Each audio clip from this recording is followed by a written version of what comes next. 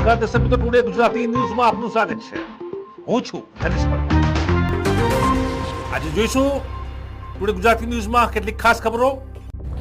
બનાસકાંઠા મહત્વના બ્રેકિંગ જોઈ રહ્યા છો તે રીતે પાલનપુર અંબાજી રોડ પર ધનિયાળા ચોકડી પાસેની આ ઘટના છે. ધરોઈ જૂથ યોજનાની પાઇપલાઇનમાં લીકેજ થતા પાણીની રેલમ છેલમ જોવા મળી રહી છે.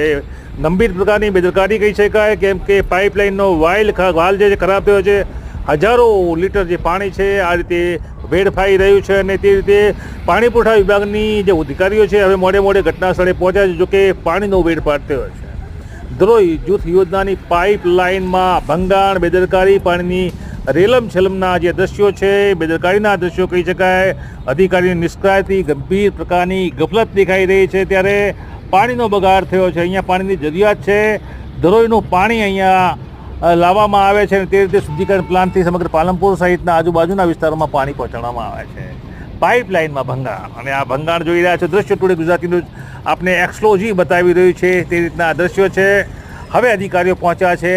જો કે આ પાણીનો બગાડ થયો છે તે માટે, આ બેદરકારી માટે કોણ જવાબદાર, સવાલો ઉઠવા પામ્યા છે.